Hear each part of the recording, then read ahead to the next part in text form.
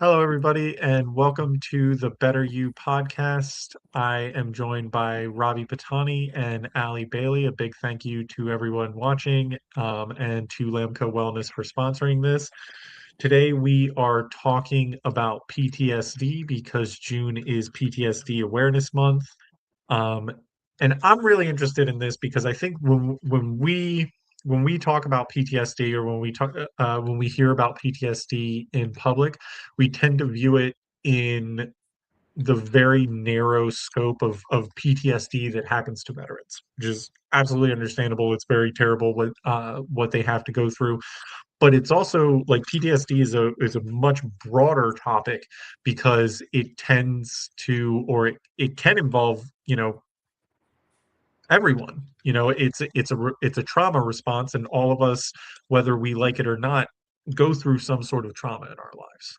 So I know, Ali, you were talking before this about a bunch of things you wanted to say on the topic, so I'll kick it over to you to start things off. Thank you, Aaron. Yeah, so I'm really excited about discussing this topic because, I think at the end of the day, it's about taking care of ourselves and, listening to what our bodies and minds need, right? So, PTSD, post-traumatic stress disorder, what does that look like? And again, people may direct it only towards veterans, but it does affect, really widely the whole population in many different ways. I mean, there's no discrimination between, a breakup being traumatic. I mean, that can certainly be traumatic, the loss of a loved one or major current event in your life, right? I know in our work as clinicians, we, help to diagnose folks with PTSD if they fit the criteria. And I figured I could go into that a little bit if you guys would like. Absolutely. These do. Yes. All right. All right. So, when we look in the DSM-5, the, manual for helping to diagnose, right? Like we look at the client's presentation. So what that entails is maybe some intrusive memories. So, somebody might have some uninvited thoughts in their day, flashbacks, and they might also have recurrent nightmares. And I know later on I'll kind of go into some of like the tools that we use or theories. That do help folks that do experience trauma. We also see people that have a lot of avoidance tendencies. So, not so much of like social anxiety, like I don't want to be around people specifically, but steering clear of maybe the people that were involved within the event, thoughts that trigger the memory, or even places, right?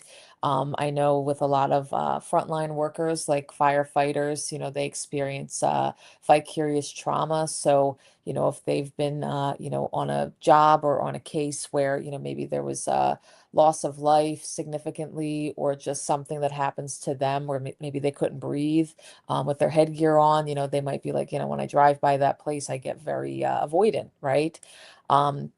Couple other things, and then I want to open it back up to our group to talk. But people will change their thoughts and mood. They'll feel numb, they might feel isolated, or just experience feeling like stuck points. So it's all my fault. When I think about that event, I'm back in, and I'll kind of go back to my firefighting example, right? Like I'm back in the house with my headgear suffocating me. I can't breathe, I'm dizzy, I can't get out of here, I can't get out of this moment, right? But also hyperarousal. So a person, can be easily startled if they hear, a noise, they see something, and they might, again, struggle to sleep because, it's hard for them to feel calm in those moments. But yeah, a lot of different diagnostic criteria for meeting post-traumatic stress disorder. I'm not going to go into the full chapter, that's in the DSM-5 TR that, people can read. But yeah, I know that was a lot that I said. What do you guys think of that? Well, I mean, I think of um, I think of the high response as uh, like I have experience with that. I have not done that to my knowledge. Maybe I've done that to somebody else, but like my grandpa was in Vietnam, and I remember all of us, like all the cousins, all of his grandkids, had to be very careful about startling him because if you did startle him, there was a good chance like he was going to full on like attack you. Um, and I've seen that and heard about that from a lot of veterans where they come back and they just have that heightened, oh, it's a startle, it's like go time type mentality. But I was also interested in, you were talking about the avoidant behavior, and we were talking about how PTSD is a much broader thing. But I know a lot of people, and I don't know if this is appropriate, and if it's not, please be like, no, that's not appropriate. But I know a lot of people where like they'll pass by the place that they used to work that, it just sucked and it took them way too long to get out of there. And they'll have that mentality of like, oh no, I don't want to pass by it, or like uh I don't want to go near it, or things like that. Is that part of PTSD, or is that something, or is it just them being like, this place sucks and I don't want to I don't Well, want to remember it? just based on that, it doesn't sound like there was any like, I mean, again, I could be wrong based on the person, but everybody's different, right? So just sounds like they might not have enjoyed their workplace for the period that they may have been there. But through a session with a clinician and maybe discussing if something happened or, whatever, or their feelings about the workplace, then maybe there is something underlying there. But yeah, people do avoid and steer clear of, even people, right? Like maybe somebody was with them, and I'm just kind of pulling instances or events, hypothetical events, of course, out of a hat, but maybe car accident, right? Like maybe they were with their significant other, their sister, brother, and something had occurred. Well, you know, um, maybe they feel like, hey, if I'm in the car with them again, I'm going to get another accident. So that avoidance definitely can carry over in many different aspects of their lives. The same thing from my end in regards to PTSD. I've not grown up with the terminology, where I will see it in the movies or TV shows, and they will like mention it, and it's always revolved around like veterans, or firefighters or policemen, or anyone in that field. So I always connected PTSD to them rather than like understanding how it might affect a normal like life, like a day-to-day human being. So that's, I'm glad you said that. It's like there's no discrimination with it. That any it can happen to anyone. And I've seen it on first hand, with my mom, where my nephew had a stroke basically, and they were out of country, and then my mom came out of it like after a day or two later and just told me, she's like, Robbie, I felt anxious. I felt like all these things. Like it was like still today's day and age, like where she thinks, goes back to that place and thinking about him, it just causes her to like have these thoughts, which is kind of a trauma in a way. Yeah. Definitely. And I mean, you don't have to have all of the symptoms, right? But, it could be a combination of them. I mean, I think what is interesting is, just as the clinician in me, is the feelings of isolation, but also, as I was mentioning, like those stuck points, right? Like hypothetical example, of course, but we've maybe in the field have seen, for those other professionals watching, in clinical world, even medical too, because sometimes people may go to the hospital thinking and presenting that they have other significant symptoms, but um people may feel like they're back in the event. So kind of like with that example I was using earlier with the firefighter, right? Like, I'm sitting here with you, I'm talking, I'm recounting the story, but I feel like I'm back there inhaling the smoke. I feel like the heat's on my skin. I can't get out, I'm trapped. To disassociate even in the present moment, that can be really hard for people too, in addition to, seeing a place that they maybe used to work, or rethinking about an event that caused difficulties for a loved one. So, can be in any realm of life. Absolutely. I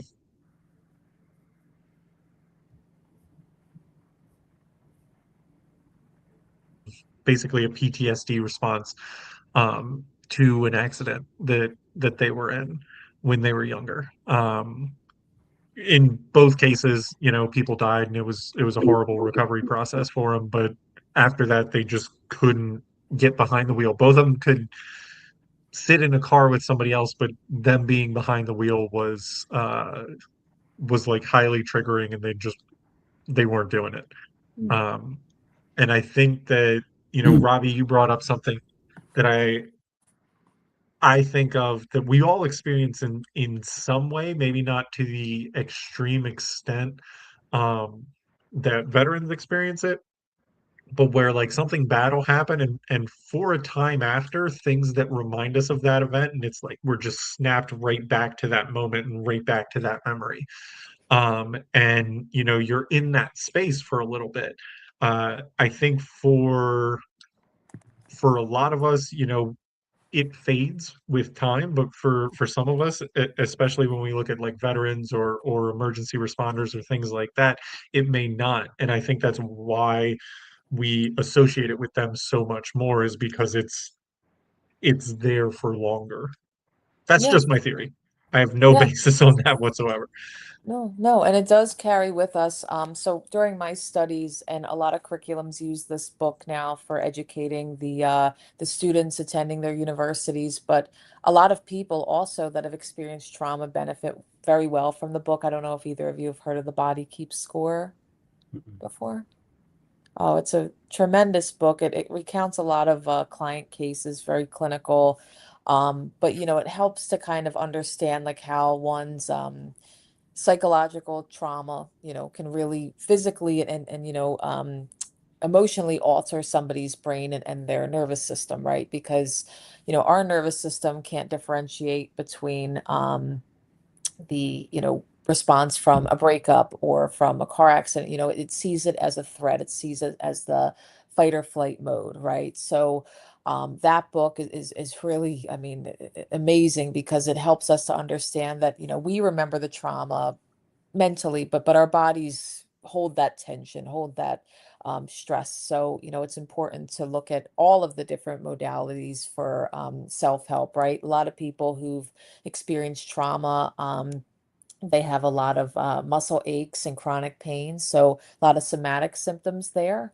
So they use like icy hot a lot. They may go and see a massage therapist just to alleviate that tension that they're carrying for so long. But it takes a while sometimes for people to find out that, hey, maybe that lower back pain is derived from just recounting and thinking about that traumatic event. Absolutely. I mean, it's amazing to me how often like I'll do something, and this is not just trauma related, but trauma tends to be a big part of it. But I'll do something, and I'll work through something in therapy or whatever, and it'll be like, oh, all of these other things that I thought had nothing to do with that are now easier, because the brain's a weird thing, and when you need to work on something, it shouts at you in every way it can, at least in my experience. And some of that is physical, some of that is emotional, some of that is um perception related. I really wanted to have another AL ending, but I couldn't. Perceptual, is that a word? I don't know. But it does it pushes it on you in so many different ways, and you don't even realize that that's happening. Yeah.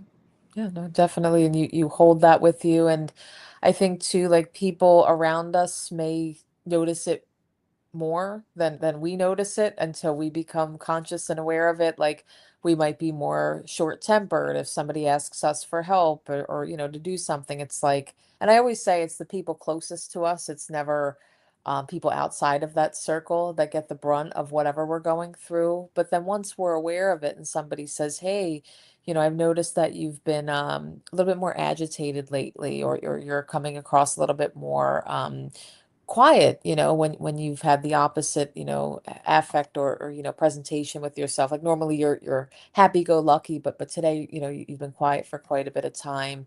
Um, you know, that is something that we do see in clinical as well.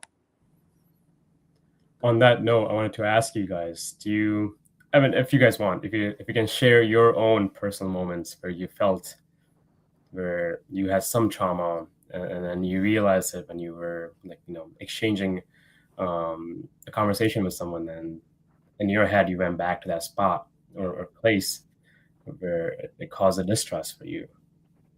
Hmm. Aaron, do you have an answer? I need a moment. Um, yeah. So, um, when when we first moved to Chicagoland, um, we were leaving because my dad, my stepfather, uh, got a new job, but we were also kind of fleeing my father. Um, and I remember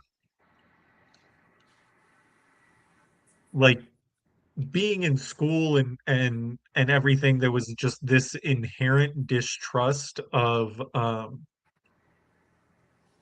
men that kind of accompanied that, especially like men that had similar facial features or facial hair or anything like that. And there was also and I'm sure people with PTSD go through this, but there was also like this hatred's a strong word, but like at the time, I think it is an accurate word to what I was feeling. But there was just this hatred toward all of these new kids that I was associating with that weren't fleeing from trauma or anything like that, where I was just like, oh my God, your life is so easy and like just so much anger and animosity that was associated with that trauma. Um, so like it didn't really this is going to sound terrible, but it never really snapped back to specific moments for me because I mean, to be honest, there's still a lot of like repressed memories from that, but there was always like this overhanging feeling of dread in certain situations or around certain people that I had just met or whatever, and anger. Thank you for sharing, Aaron. And I have a similar story as well, an experience, I should say. When I was a kiddo, night before Easter, we were excited as a family, getting everything prepared, and a knock came on the door, and it was our local police department, and they had reported that somebody reported a dead animal on the road, and it ended up being our family dog, or the one that we were growing up with. And I remember being a child and just feeling very confused, but then came those feelings of anger and just like, so where we lived growing up, my family and myself, it was a very small town. Everybody knew everybody. And, we had this big hill. So in the winter, it was not fun with the ice. But at this point, there was no ice or anything, thankfully. But anytime, for years after that had happened, going up that hill or even trying to think or celebrate Easter, I remember going to the store as a kid and I'm like, I don't even want to think about this holiday. I don't want to see bunny rabbits. I don't want to, enjoy it because I always thought back to that trauma of losing my beloved pet. So, there can be a lot of emotions we feel. I mean, that does touch a little bit on grief, which I know is outside of what we're discussing today, but the avoidance tendencies, the feelings of sadness, and even I blamed myself. I was only 9, 10 years old. I was like, well, I should have checked on my dog. I should have had her inside with us. So it can come with a lot of those feelings of frustration and guilt and anger. So I think, that is something we see across the board, especially with all sorts of trauma. So I think that that's really important to like conceptualize because I've talked to like neuropsychologists and neurologists and everything. And when we think of our bodies going through stuff, we feel like, oh, I felt sadness or oh, I'm experiencing grief or this was a traumatic moment. But like it's so crazy when you look at it in like a MRI or I don't know what it's called, but the thing that shows your brain. Oh, yes. Um, but when you look at it there, it doesn't look like, oh, this specific thing is lighting up. It's almost like a like water hitting a surface where it's like, okay, it started here, but then it rippled out to everything touching it. Um, and I think that's like to me that's so interesting because when we talk about these emotions and we talk about these experiences, we think of them as like very specific to the event, and you were talking about, hey, this was a traumatic experience for you, which that's awful. Like, yeah, that sucks. Uh, but you were also talking about the guilt and the grief that goes with that.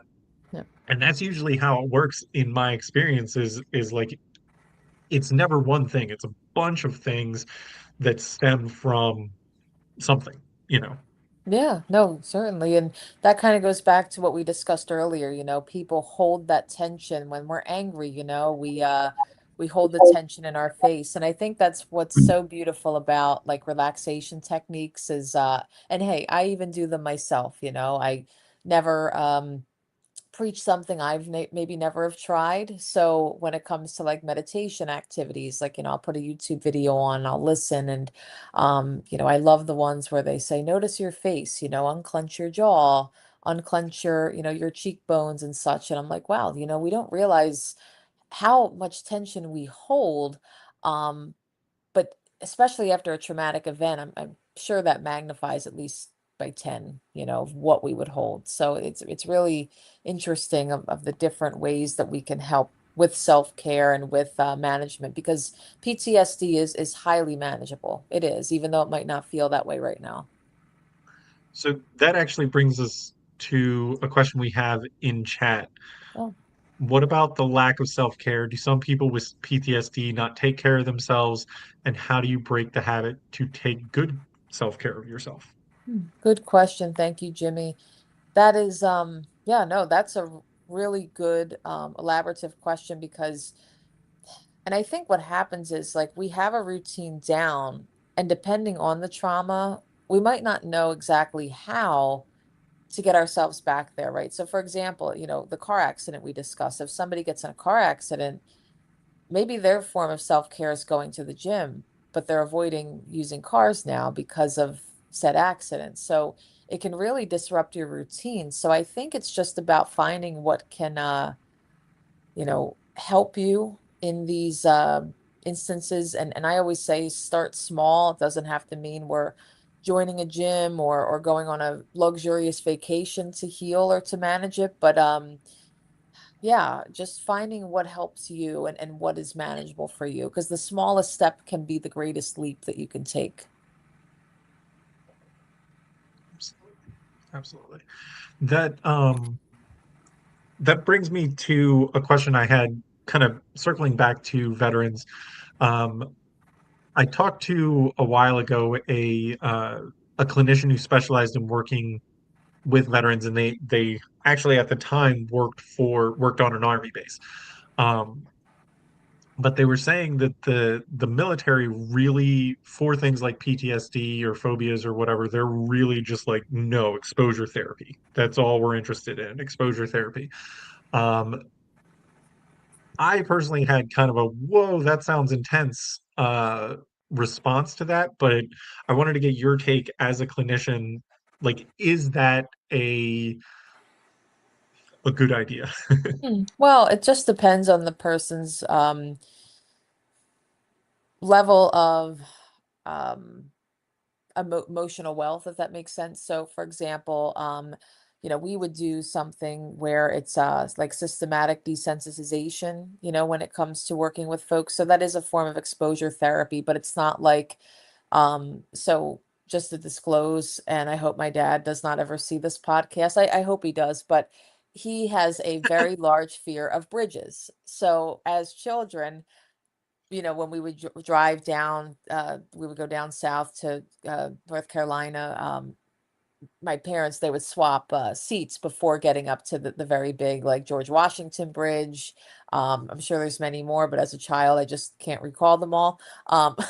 But, he would purposely avoid it. But someone, and I'm just going to use hypothetical bridge scenario, right? Like we wouldn't be taking a person to a bridge on their first session or their first instance, but it would be, hey, let's talk about your feelings of bridges. Let's, later down the line, depending on their emotional, mental well-being, let's look at pictures of bridges. Okay, now let's watch a video. And then maybe they go on a car ride across a bridge with someone else driving them, and it feels less scary. So, exposure therapy can be helpful, but it all just depends on the level of where the client is at that point. And sometimes, hey, maybe they get to a point where they come into office or on telehealth and they present, hey, like I'm ready to do this today, and maybe they need 2 steps back, and that's totally okay because it's a part of their treatment. Do you think there's an add-on, like we did a podcast on borderline personality disorder, and there was like an add-ons of like all these issues, where like you're stuck with anxiety, you're stuck with depression. Do you think there's the same thing with PTSD, where like one part of the brain is developing all these issues, and the other part of the brain is going through something else? Yeah, I mean, and it sounds like maybe it was discussed about like comorbid disorders. So Mhm. like, yeah. Yeah, no, I could definitely see that. PTSD could also be recognized as other disorders as well, just depending on the symptoms that are being presented. So PTSD has a certain curriculum where, or criteria, I should say, it has to be at least a month or more, or a month or more. For it to present itself. Otherwise, it would be like acute stress disorder. So that's only a few weeks' time after maybe an event or significant time in one's life. So the time periods and frequency of symptoms definitely differentiate between another disorder.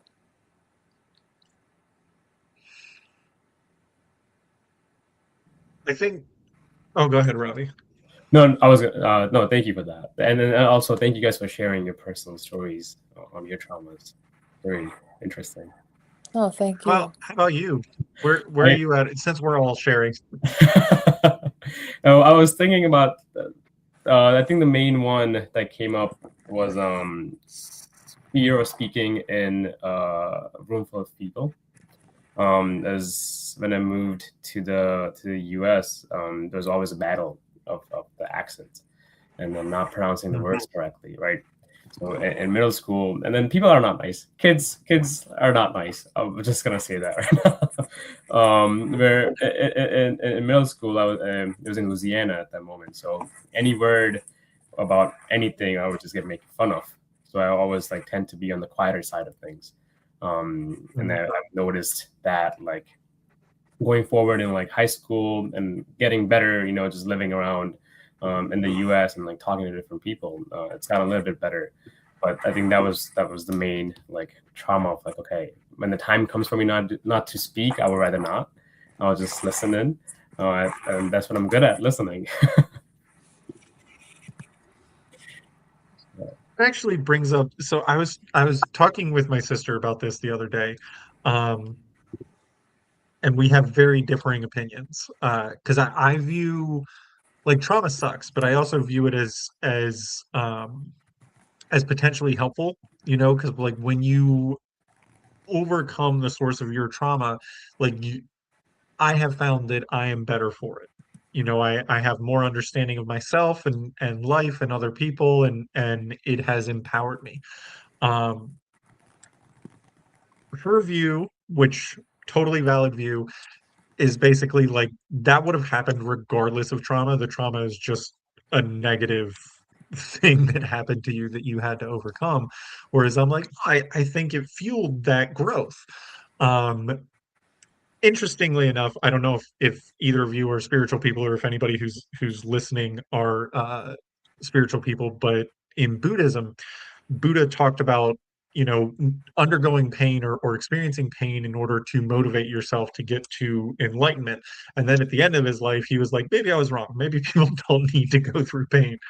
Um, but like I think of especially kids, because you're right, Robbie, kids are horrible to each other. But like there's this moment where kids just exchange traumatic, mean things to do and say to each other that lasts for like 3 to 5 years. And so many people I've talked to have like traumatic memories from those experiences. And there's part of me that's like, I wonder if that's an evolutionary response. Like, we as kids are like this in order to give people enough trauma to kind of motivate them toward better things. I don't know if that's true, but it's just kind of something that I'm curious about because it's universal. I've never seen a kid that doesn't go through this period where they're just really mean. Yeah. Yeah, no, and um I mean, I think about like childhood neglect as well, because we don't always know what's going on behind closed doors. Kiddos can, certainly portray their unresolved experiences and traumas like at school. I was someone who was like very, very bullied growing up. So I remember I had like school avoidance, when I would go to school and maybe somebody laughed at me in third period. And then, later on, I was like, I don't want to go to third period. And, I would talk with like I would say a friend at the time during, my years of the schooling, but they'd be like, well, it wasn't so bad, just go back to class. It's okay. Like, it's not going to happen again. But then it was like a repetitive thing. So people can be very, very mean, unfortunately, with their words. But I say that any trauma is trauma, and our bodies respond to it, our minds respond to it, and everybody's different. Absolutely. And I think that is one of the struggles, especially when you're young, is building your perception of the world. Um, like I remember one of one of my sister's friends, because they're both much younger than me, 10 or more years younger than me. Um, but one of my sister's friends when she was young, really sweet girl, really, really nice person. Um, except that she was incredibly like horribly needed some help with like possessiveness and specifically of her friends. Like her friends were allowed to be friends with her and not anybody else. And she would go way overboard in trying to inflict that. And I think part of that, like when we see something like that, there's usually something else going on at home. But I've also seen it where it's like, I don't know that there's anything going on at home. It's just something that that kid developed. Um, and I always find it very interesting when I look at those early stages because there are some people who never get out of that.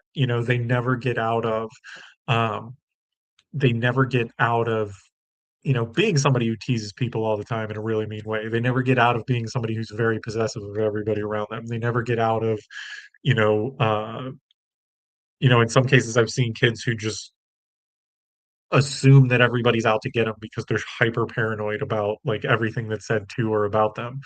Um, most of them do, but some don't. And I wonder, I wonder if it's that getting out of it that is the trauma response, if that makes any sense. Like the ones that struggle with getting out of it are the ones who have additional traumas to deal with, you know? I don't know. I'm all on speculating right now, so feel free to be like, Aaron, shut up. We got other No, things to talk about. no.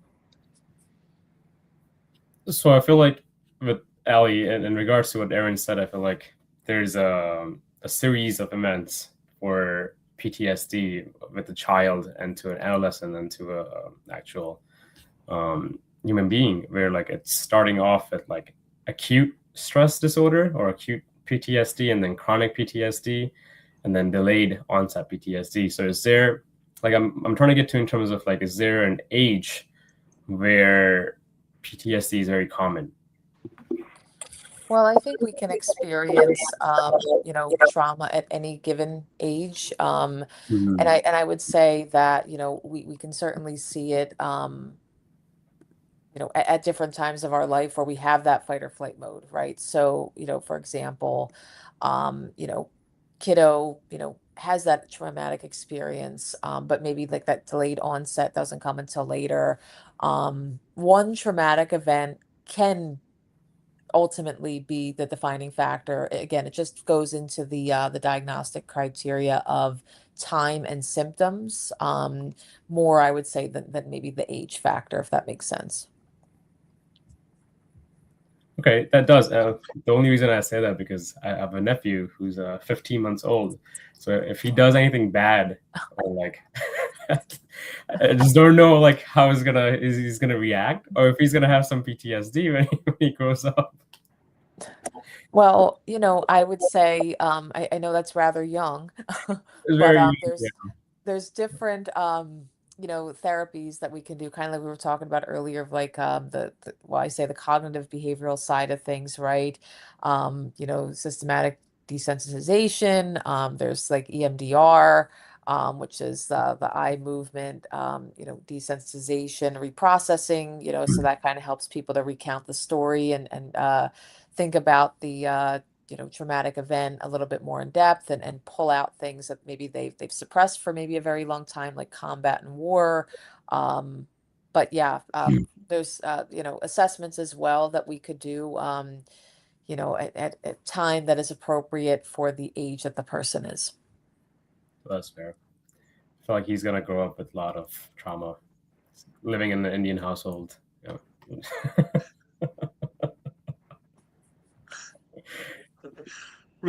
Was it last week or a few weeks ago? Robbie and I were talking about immigrant parents and kind of the in a sense, I really appreciate that mentality because my grandma was absolutely like that, where it was just like life is tough, get a helmet, toughen up. Like that was the response to trauma and to struggle was just like, yeah, and like what are you gonna do about it?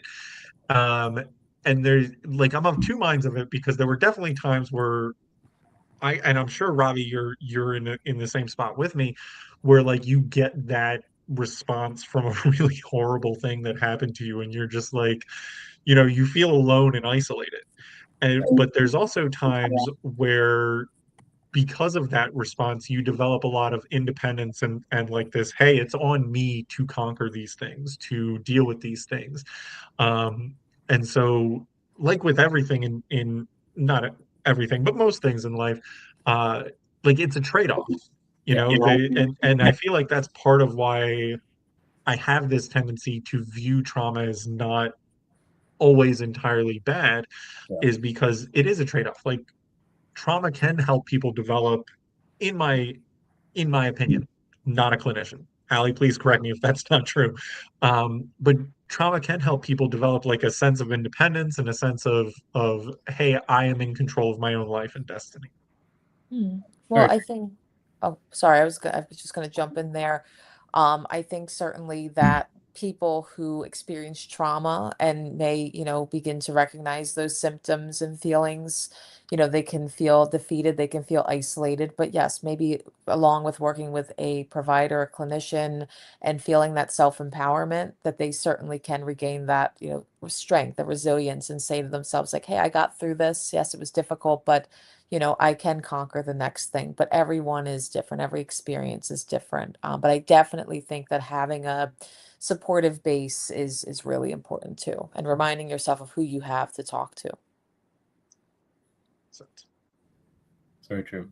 But don't get me wrong, he's the happiest baby there is at the moment. I'm glad he's happy. It's just little things that like my mom would do to him that reminded me of like being done to me. So I was like, okay, enjoy that. So now I like either I can like stop her or like let her like keep going with it. So yeah, I also think that it's good to have a variety, and I don't know if this is true. I'm speculating because I talked about this on a previous podcast.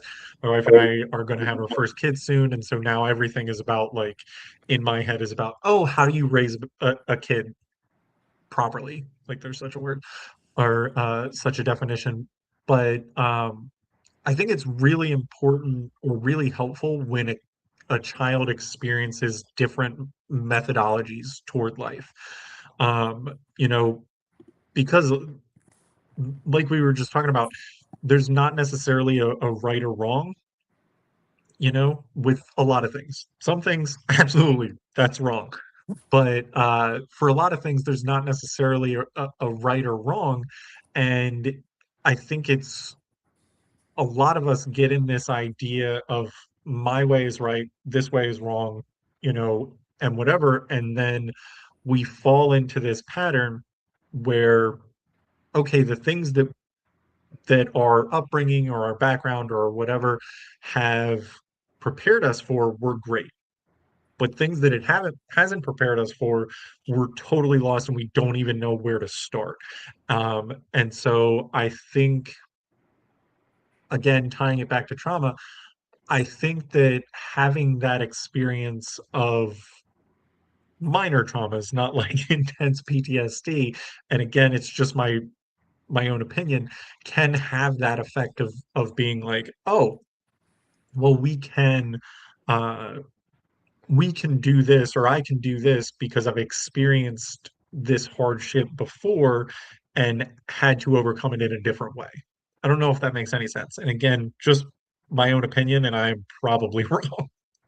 Well, you were mentioning about childhood experiences and kind of goes back to something that Ravi was talking about, like the age, right? And I know I kind of explained a little bit of, really like any traumatic event can cause longer lasting or short lasting trauma, right? So we think in the clinical world of like the ACEs or the adverse childhood experiences. So we see that clients like 0 to 17, once we're 18 we have some different curriculum to follow within the DSM-5 TR of like diagnosing and such. But I mean, any trauma can be significant, and that there's a lot of different core experiences we can experience as a child, and you know as adults we experience maybe similar ones as well, but it does shape our ultimate ways of thinking, our behaviors, and then our interactions, not just with ourselves but with others. Yeah. Very good point. We have a very interesting question in chat that I want to put up there. If police play along with a veteran's wartime flashback to de-escalate them, is it helpful or harmful?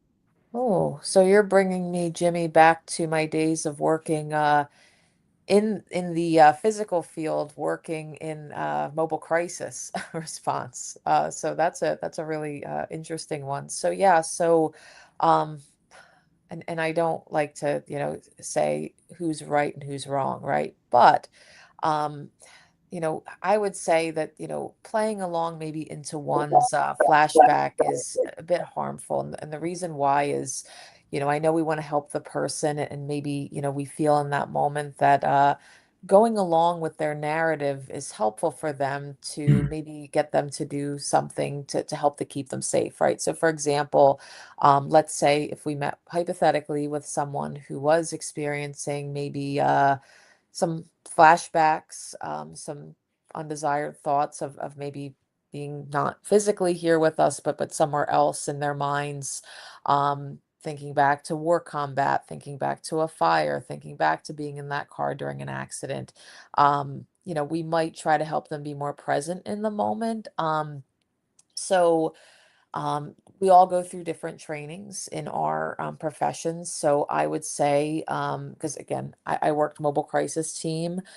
We had different training, specialized training to help to do like DBT or dialectical therapy exercises. So hey, let's do some deep breathing. Let's play the 5 4 3 2 1 activity together. So let's see 5 things that you see, 4 things you can touch, 3 things you hear, 2 things that maybe you can smell if you can, and then if you can, 1 thing you can taste, because it brings you back into the present moment. Um, I know law enforcement, they're excellent, great resource, but sometimes they do work hand in hand with mobile crisis because, again, we all have specialized training and we're all committed to helping people to stay safe and well. So that's a just to be clear, that's a probably not a good idea.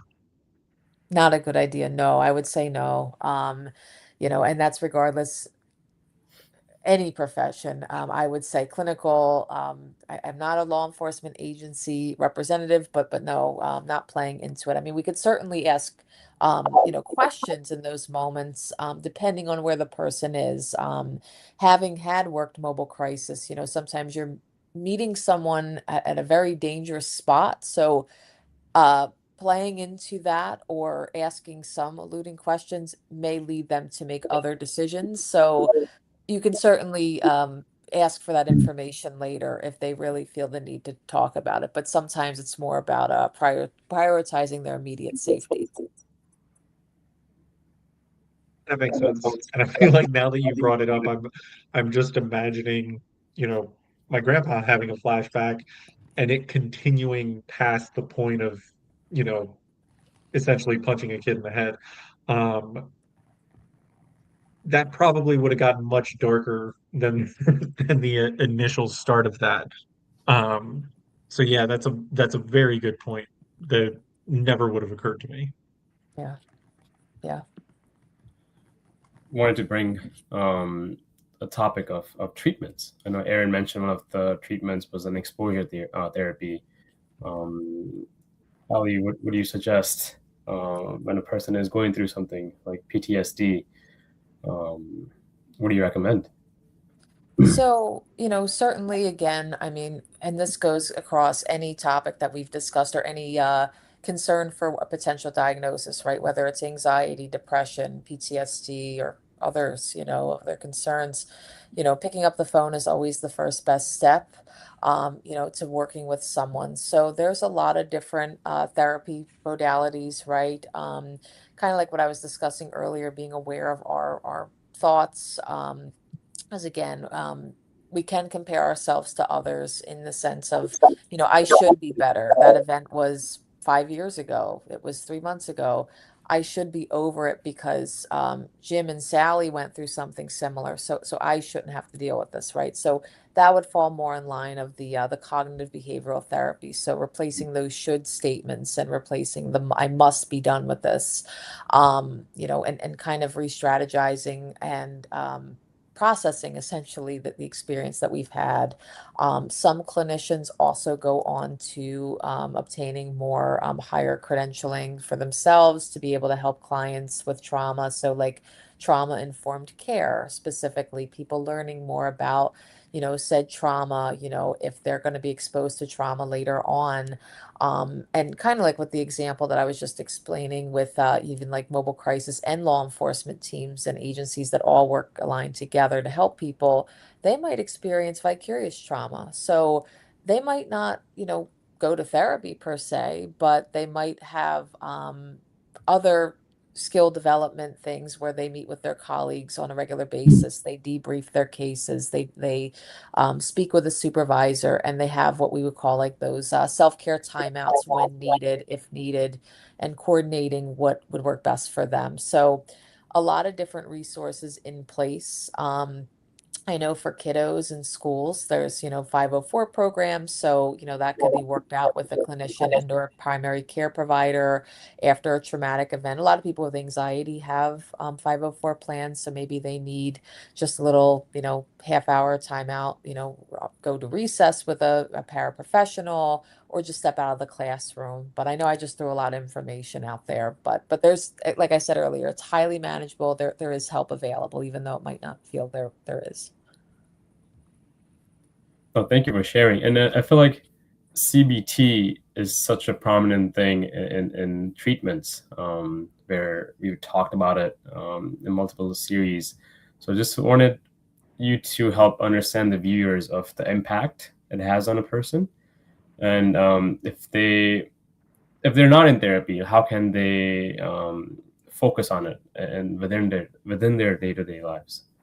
Very good question. So I would say that again, CBT, cognitive behavioral therapy, helps to restructure your thoughts and maybe your automatic beliefs. So, like the example that Aaron had given earlier, driving by the previous workplace, and I think his quote was that this place sucks. I don't want to drive by here, right? So that's his automatic belief of that hypothetical person going by there. So maybe instead of saying, well, yeah, this place sucks, but I had a bad experience. So just even small little nuances in our day of being present, of, I should go take the trash out. Well, I'll take the trash out in a little while. So you can verbally, or in your mind, say different verbiages to kind of teach yourself of, hey, like, I notice this is bothering me, but maybe someone doesn't know exactly why they're feeling so drained, why they're feeling tension, why they're feeling down. So I love journaling. I think writing things down, like, hey, maybe I notice I'm most stressed when I first wake up. Like, I should have got right into my email and sent that email, or so uh, keeping that diary log even before, if you are going to go see a professional, can be great, because then it's like, okay, we've alleviated that. Afternoon and evenings aren't the issue. It's in the morning, right? So let's try to strategize and work together to restructure what those mornings and irrational thoughts look like for you. No, I was gonna thank you for sharing. Thank you. Absolutely.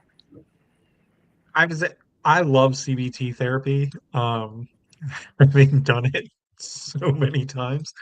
Um, but I think that like one of the things I hear all the time from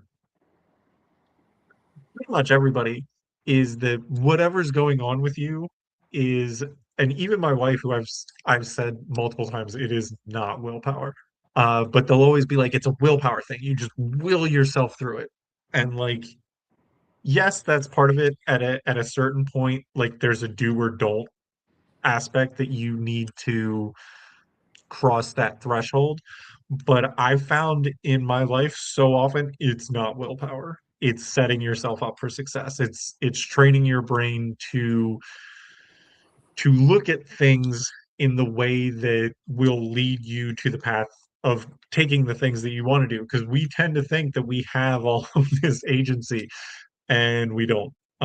Like we do, but also we don't. Like our unconscious mind is much stronger than our conscious mind, but it's also like a draft animal. Like you can rein it in and you can kind of steer it or teach it tricks or whatever.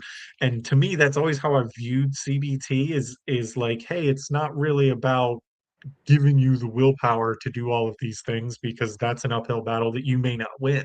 It's about kind of tricking your brain into wanting to do the things that you want to do consciously. Like I had a friend who like he used to be a musician, then he stopped practicing, and music is not one of those things that's like riding a bike. If you're not practicing, you're not a musician anymore. Like that's just how it works. Um, and like he got really upset about that because that was like a core part of his identity. And um, I told him something that worked for me with something else, which is basically replace what you want to do uh, in a more visible, easily accessible space and move what you don't want to do to a less visible, harder to access space. And so he just basically moved his remote control to the other side of the room, moved his guitar next to the place where he sits in his living room. And like, yeah, that did it. That's what helped him. And I feel like when I think about that and when I think about, things like in the context of PTSD, a lot of people, especially my assumption is, and if I'm wrong, you know, uh, I'm wrong. But my assumption is in fields like the military, like first responders, things like that, there is this focus on having more willpower, on having more willpower. But in my experience, things like that, it's really about stacking the deck in your favor, making things easier for you to do the things that you want to do versus, um, trying to force yourself to just get over it. I could be wrong, but that's kind of how I view it. Yeah, no, and making those small changes in your everyday, can certainly help to bring you to what your desired outcome is. And I think when it comes to trauma, there persons, and even when you're working with a therapist, are um strategy of helping you is by helping you to maybe it's not completely gone, right, in a moment, but to manage it. And I know we're just about out of time, but something that I think about, and I know we've been talking more about the individual with the trauma, right? But also thinking about the people around them that are experiencing it or have experienced it. So, um, having those supportive symptoms. Wow, why am I saying symptoms? Systems in place. Loved ones, family members, anyone that can be there for you. I know sometimes there's different times of the day where people may feel completely alone. People that they see as their primary supports are sleeping, but there are crisis lines that can be available, especially for people that might need to talk, veterans included. Um, I believe in our description of the podcast, we'll have some resources available for 24/7. But just, to those who are watching that wanted additional information regarding PTSD and how to help others, just being present for them, listening to them, that goes a long way. Just allowing somebody to talk, but even ask, hey, is everything okay? Because that goes a very, very long way for someone who's experienced or is going through trauma. Absolutely. Absolutely. Thank you for adding that in. I would have felt terrible if we forgot to add that in. Um, but as Ali said, we're almost out of time, and thank you so much, Ali, for educating us on PTSD. I know I have a lot of weird theories that may not be appropriate or correct, but thank you for indulging me as well. And also thank you for Ravi to joining us as always. And thank you to everybody who's listening. Um, and another thank you to our sponsors, Lamco Wellness. Check them out, lamcowellness.com. Um, and yeah, we'll see you next time. Thanks, everybody. Thank Thank you. you.